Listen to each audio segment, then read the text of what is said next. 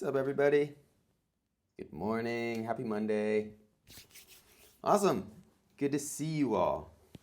So, Mondays, again, always geared towards techniques. Let's do that. Mondays are geared towards techniques, and what we're going to continue focusing on today is what we explored last week. And I think it's a really nice way to end the year, which is ultimately sort of the dissolution of the techniques we've learned and more the consequences of the techniques we've learned. Yoga, in general, as a philosophy and as a practice, tends to sort of follow this bell curve shape or format where a student learns, right, and complicates and builds upon their understandings of philosophies and postures and experience and collects techniques only to eventually sort of make their way onto the downward slope of their practice, not in a negative way, but in an evolutionary sort of way, where they take everything they've learned, they consolidate it into simplicity. Simplicity is the mark of mastery. And so, we're ending the year with that same, ethos. And so what we're going to do today is we're going to apply two different techniques to our practice. The first is sort of the liberated breath, where we're just going to feel our breaths and really work to let the breath and let the lungs and respiratory breathe and function automatically, purely on their own. And what you should find is that you're positioned in this state of confusion. You've been practicing all of this control, this narod, and now as you experience your body breathing as it always does, you'll be left in this back and forth between, am I controlling my breath? Am I deepening it reflexively? Or is this just how my breath is now? And that confusion is a really playful state to be in, but eventually as you become more and more sensitive to the sensations and the conversation that you're having with your body, you should find this sense of freedom and liberation that yes, I am aware that I am not in control or controlling my breath. And that's a really powerful state to be in. And then we're going to shift and we're going to explore in a deeper way an aspect of the practice that we've been utilizing the entire time, a technique that should be very familiar to those that have been coming. We're going to bring our thumb knuckles to the center of our forehead, separate our thumbs slightly from the skin of our forehead, and feel the space in between. This is a technique in and of itself. Again, all techniques are just physical things that you do that by their nature will lead to increased focus or sensitivity. Cool, so that's an explanation of the practice today. I just wanted to take some time and explain, the motivation behind it as quickly as I can.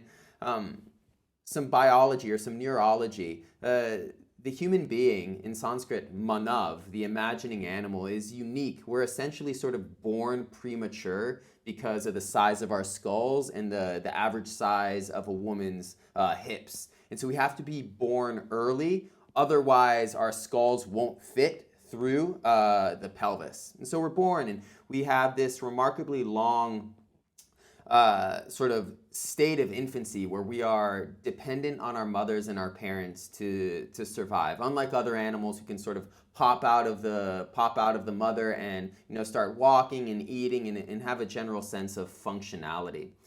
And so we think maybe 18, 19, 20 that we are fully sort of matured, at least physically, in that the young adulthood is really just sort of this socializing where we learn to carry the burden of responsibility. But that's untrue. Your brain, right, the structure, the neural structure isn't fully active. It isn't fully online until your mid-20s. So your cortex, right, the top of your brain, doesn't turn on until 25 years after your birth. And for that reason, this is all coming from Robert Sapolsky's book, Behave. For that reason, this isn't necessarily a good or bad thing, it just has an effect. Most genius artists, and if we look back into our lives, the most enthusiastic or expressive chapters of our lives take place between 18 to 25, before our cortex can dampen sort of the spirit, before we can really sort of analyze and critique the choices that we're making and our role in society and where we fit into the world. So before that cortex turns on, we have this unique sense of enthusiasm and freedom, this disregard for, this disregard for consequence, this disregard for others' opinions of us, and in that we express ourselves deeply.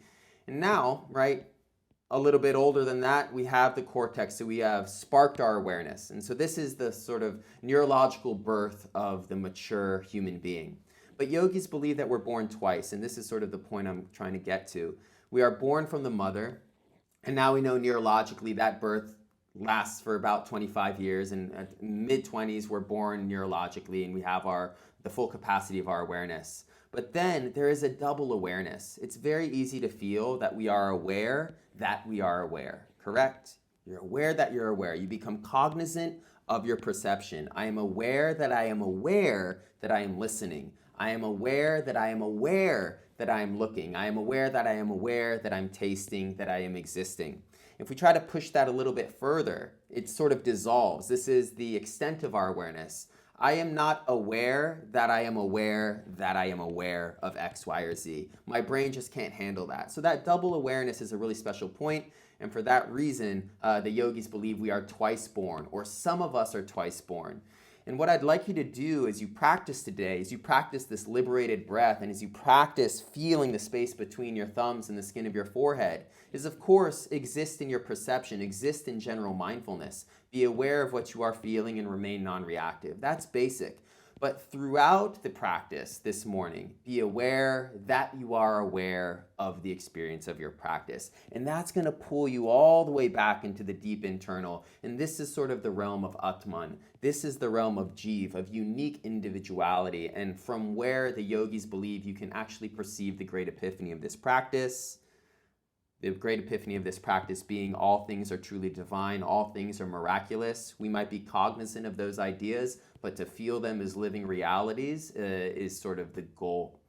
Awesome. So, some interesting ideas, some words again. Manav, the imagining animal. Yogis believe we are born twice if we take the initiative to sort of mature into our consciousness. And techniques are just exercises that you do that will increase your focus and your sensitivity, which ultimately are utilized to really step back into this double awareness.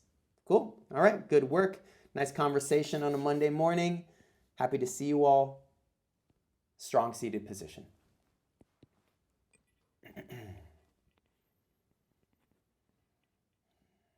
And so wrists rests on knees, really straight arms today.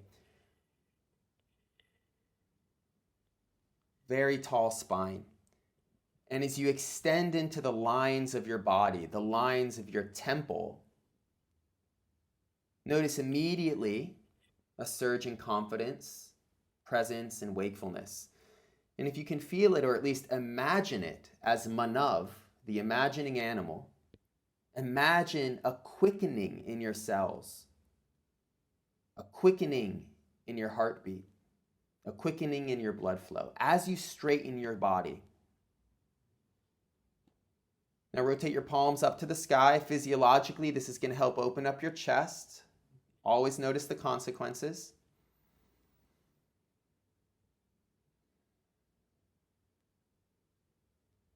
And take a time to feel your fingertips. Now let's start there. Fingertips. Vibratory, tingling, buzzing, pleasurable, subtle sensation. Once you feel that sensation in your fingertips, feel your fingers themselves. Once you feel it in your fingers themselves, feel it in your palms. Once you feel it in your palms and your hands at large, feel it in your forearms. Once you feel it in your forearms, feel it in your upper arms.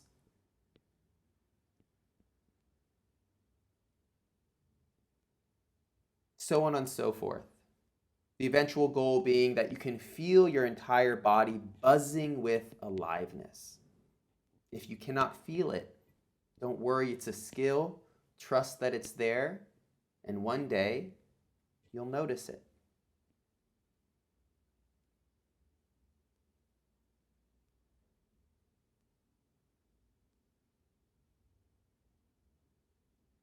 This is sukshma, the subtle bliss of the body.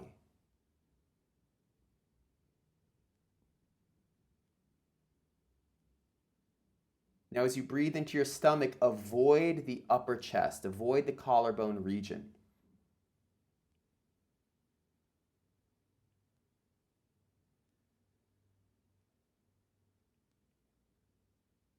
And this is going to help you relax.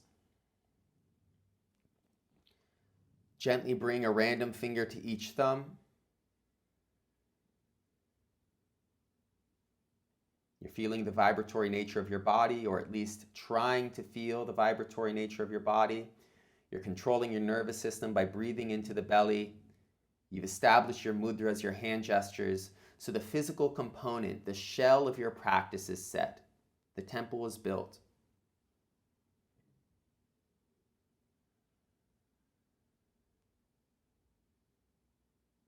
And so before we engage in the learning and in the effort of applying ourselves to techniques, wait for peace to come.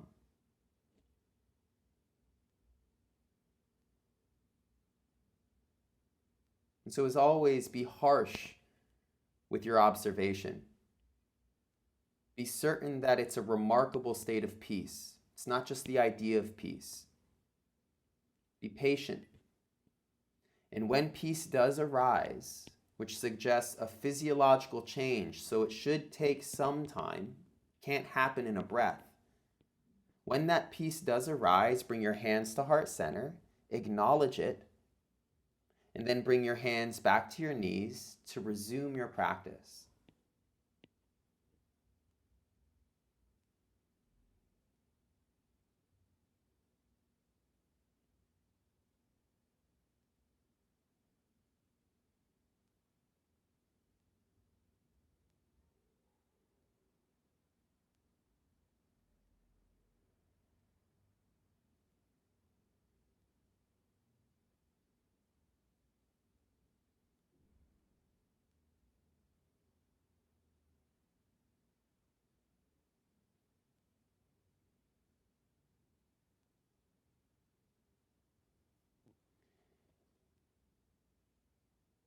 And so when you hear that you only need 2 minutes of meditation a day, 3 minutes of stillness a day, this is what that advice is speaking to. Just take a second and tranquility will come. Just take a second and presence will emerge. But that's only the starting line.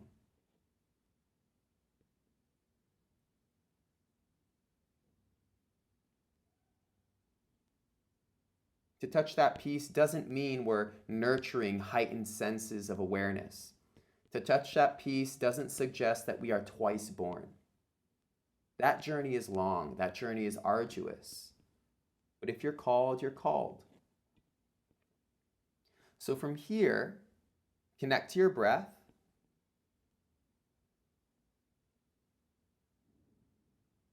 And the technique is the liberated breath. Do not control the breath.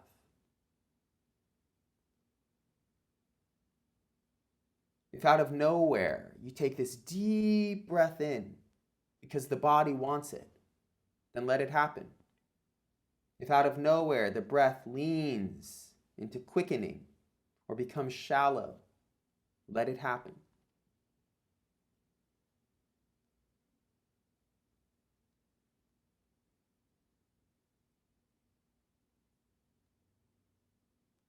And for a time, there should be this state of confusion. I don't know if I'm in control or letting go of control, but eventually there should be this strong sense of letting go. Once that sense of letting go of control arises, consider this double awareness. I am aware that I am aware that I am letting go of control.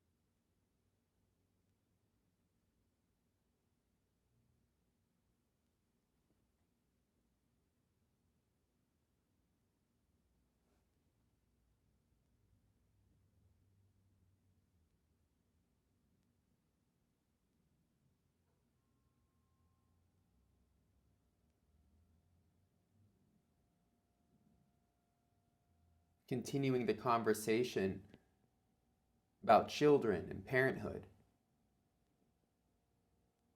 It takes a lot of self-control to allow a child to become an adult, to let them explore the world, to let them make their mistakes. It must.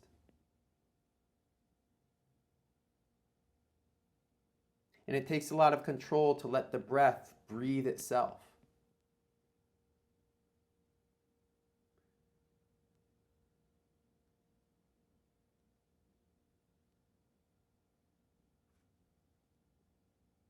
And for this reason, the road, the restraint, leads to moksha, liberation.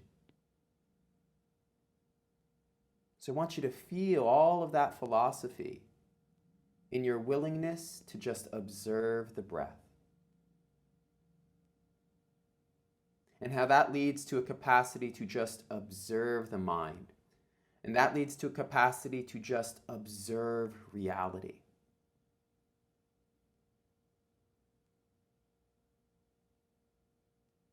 And that as you situate yourself in deeper and deeper states of observation, a benign focus starts to develop. The lens of the mind seems to be cleared. And the present moment, the immediate moment of this breath, the immediate experience of this body, the immediate experience of this reality becomes more and more blissful.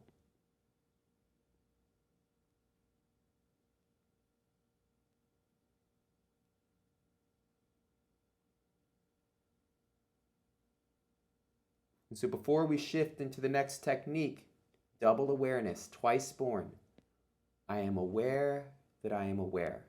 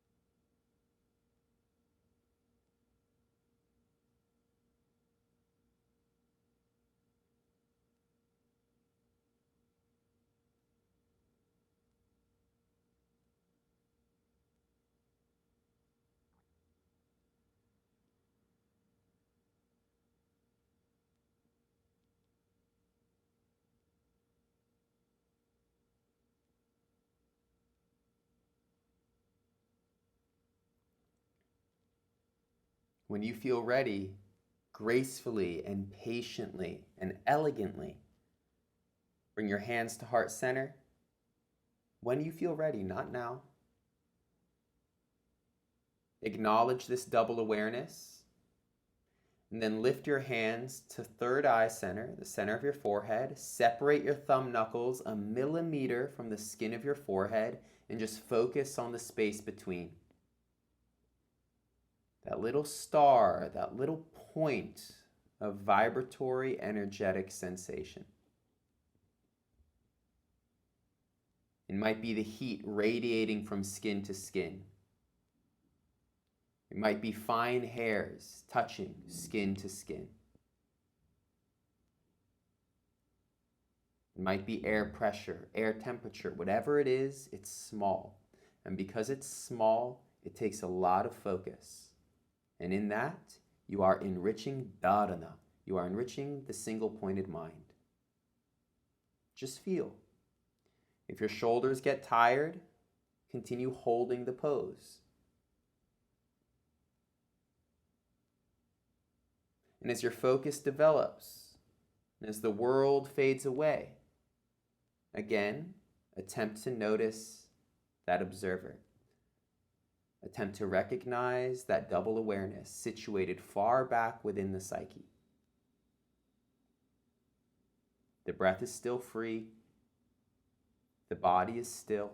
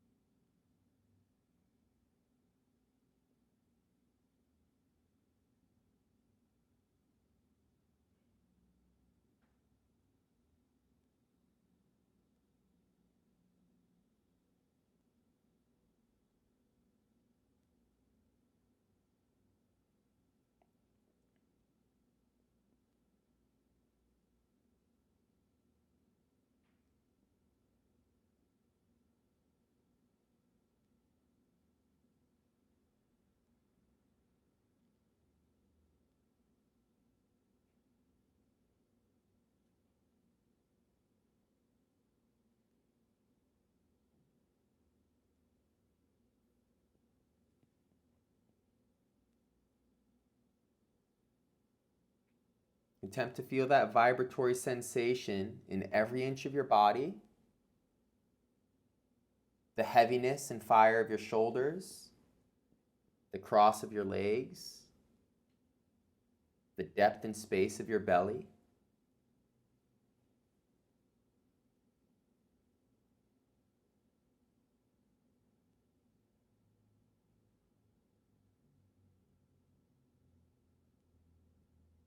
With your next exhale, release your wrists back to your knees, same fingers to thumbs. Now externalize the mind. Open your focus. Just listen to everything around you.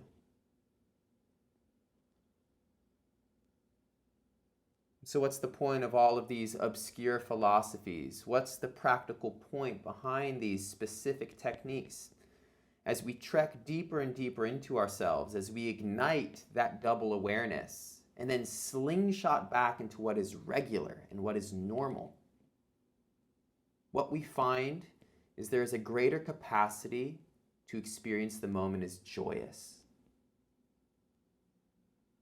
And so sit filled with gratitude and notice how accessible that noble emotion is. Sit filled with confidence for the future, as unstable as it might be. And notice how accessible that courage is. Something happens when we internalize. Something happens when we activate this double awareness.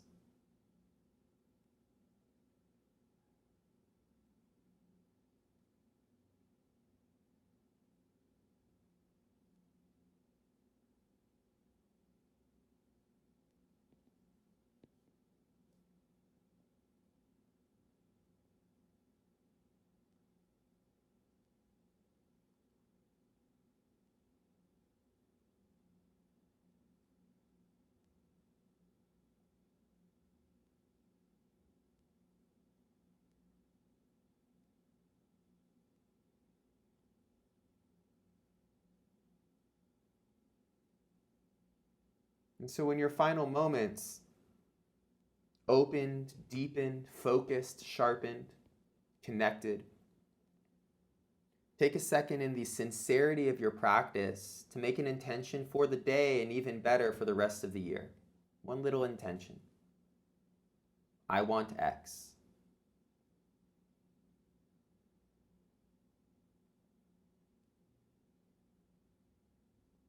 This is a moment of honesty.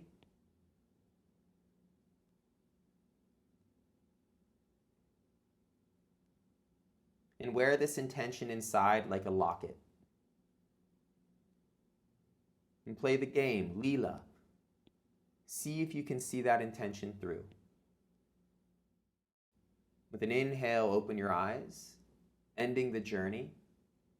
Stay in a meditative state, looking into the space in front of you. I am no longer meditating. Observe that transition. Feel the consequence of just opening the eyes, being pulled into regular awareness, something called Jagrat. Blink your eyes, wash the trance completely away. That double awareness is a very delicate space.